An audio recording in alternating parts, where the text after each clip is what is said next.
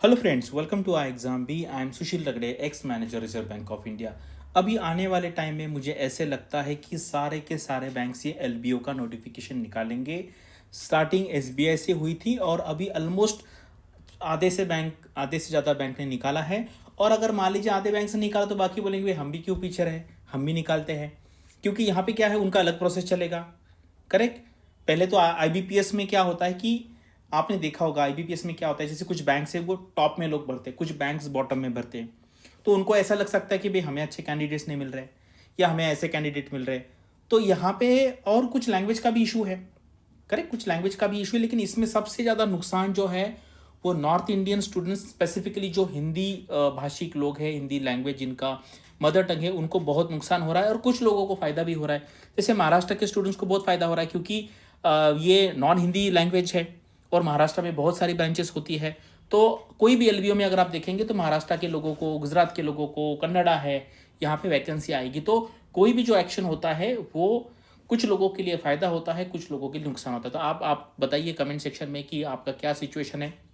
As a mentor मेरा ये काम है, ये वीडियो बनाना। और यहाँ पे क्या है ना, हर बैंक अपना अपना खुद का नियम निकाल रहा है, खुद का लॉ निकाल रहा है, खुद के रूल्स निकाल रहा है। कोई बोल रहा है 2 साल का एक्सपीरियंस चाहिए, कोई बोल रहा है कुछ एक्सपीरियंस नहीं चाहिए, कोई बोल रहा है 18 महीने का चाहिए, कोई बोलेगा ऐसे का चलेगा, कोई बोलेगा नहीं भाई आरआरबी का चाहिए।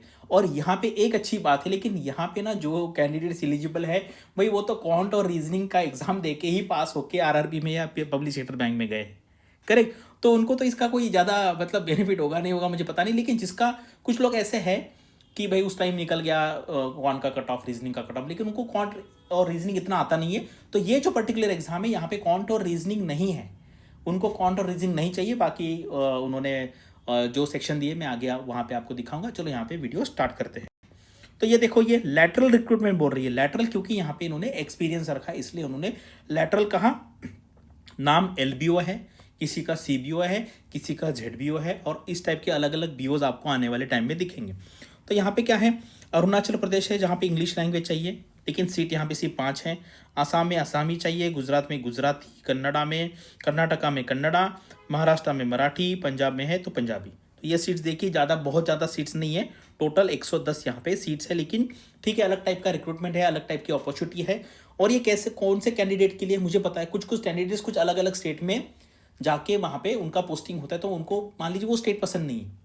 अभी मुझे पता है काफ़ी सारे महाराष्ट्रियन स्टूडेंट वेस्ट बंगाल में हैं, या तमिलनाडु में है, केरला में है, कर्नाटका में है, पंजाब में है। तो उनको लगता है भाई अभी वहाँ पे मेरा ट्रांसफ़र नहीं होगा, तो यहाँ पे क्या है, यहाँ पे उनको अपने अपने स्टेट्स में आने का मौका मिलेगा।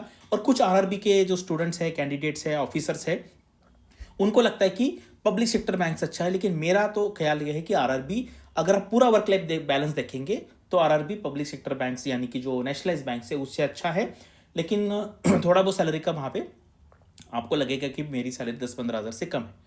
तो ये अपना अपना डिसीजन आप ले सकते हैं। इस टाइप का नोटिफिकेशन है, वैकेंसी है। अब यहाँ पे क्या चाहिए, वर्क एक्सपीरियंस 18 महीने का चाहिए। और किसका चाहिए, सिर्फ पब्लिक सेक्टर बैंक और आरआरबी का चाहिए। तो मुझे लगता है यहाँ पे ना बहुत कम लोग होंगे जो यहाँ पे एलिजिबल होंगे, और एलिजिबल होने के बावजूद अप्लाई करने वाले कम होंगे। किसी को स्टेट भी चेंज करना है तो वो यहाँ पे आ सकते हैं।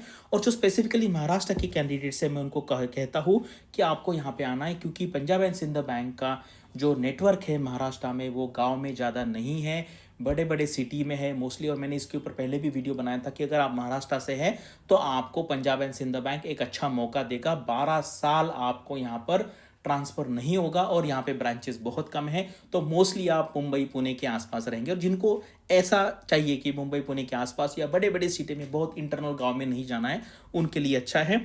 और यहाँ पे प्रोबेशन 6 महीने का रहेगा। और बॉन्ड का अमाउंट ज़्यादा नहीं है, 3 महीने की ग्रॉस सैलरी अगर आप सब कुछ पकड़ेंगे तो मान लीजिए मैक्सिमम 3 लाख के आसपास यहाँ पे बॉन्ड होगा। करेक्ट। और यहाँ पे क्या है, देखो इंग्लिश है, बैंकिंग नॉलेज है, जनरल अवेयरनेस है, इकोनॉमी है, कंप्यूटर है। तो यहाँ पे आपका ना क्वांट है ना यहाँ पे रीजनिंग है। और यहाँ पे आपका स्केल 4 तक या 12 साल सर्विस होने तक आपका प्रमोशन यानी कि आपका ट्रांसफ़र जो है वो स्टेट के बाहर नहीं रहेगा। यानी कि अगर कोई ऐसा है कि जिसको भाई महाराष्ट्र में ही रहना है और 12 साल के लिए रहना है और बड़े बड़े सिटी में रहना है, करेक्ट। क्योंकि अगर बैंक ऑफ महाराष्ट्र का नेटवर्क महाराष्ट्र में देखेंगे तो ऐसे जगह पे भी जहाँ पे ना बस भी जाती है, ना टैक्सी जाती, कुछ नहीं जाती वहाँ पे। ऐसे एरिया में बैंक ऑफ महाराष्ट्र, एसबीआई के ब्रांचेस महाराष्ट्र में हैं, लेकिन पंजाब एंड सिंध बैंक का जो नेटवर्क है महाराष्ट्र में वो बहुत कम है और बड़े बड़े सिटी में है। तो इसलिए मैं महाराष्ट्र के जो स्टूडेंट हैं जो ऑलरेडी पीओ है किसी XYZ बैंक में, मैं उनको कहूँगा कि आप यहाँ पे अप्लाई कर दीजिए। और मैंने इसके बारे में और एक वीडियो बनाया था, वो वीडियो देखे तो आपको ज़्यादा आइडिया आएगा। मैंने पंजाब एंड सिंध बैंक के सारे बैंक्स का नेटवर्क दिखाया था, सारे बैंक्स 30-40 के आसपास है, कौन कौन से सिटी में, मैंने वो सारा वहाँ पे दिखाया था। और यहाँ पे टेस्ट होगा, और ऐसे एग्जाम में एलबीओ में बहुत स्ट्रिक्ट टेस्ट होता है। तो ऐसा नहीं, आप भर सकते हैं, मतलब ऐसा नहीं कि जिनको ये गुजराती लैंग्वेज है, कन्नड़ा है, मराठी है, असामीज़ है, ये लैंग्वेज अगर आती है आपको तो आप यहाँ पे अप्लाई कर सकते हैं। लेकिन यहाँ का जो टेस्ट होगा एलपीटी का वो डिफ़िकल्ट होगा, क्योंकि उनको लोकल लैंग्वेज बोलने वाले ही लोग यहाँ पे चाहिए। ऑनलाइन का वेटेज 70% है, इंटरव्यू का वेटेज 30% है। यानी कि अगर उनको पता चला कि भाई आप यहाँ से नहीं हैं तो वो आपको इंटरव्यू में बहुत कम मार्क्स देंगे, यानी कि आपका यहाँ पे सिलेक्शन ना हो। ये यहाँ से क्लियर कट दिखाई देता है।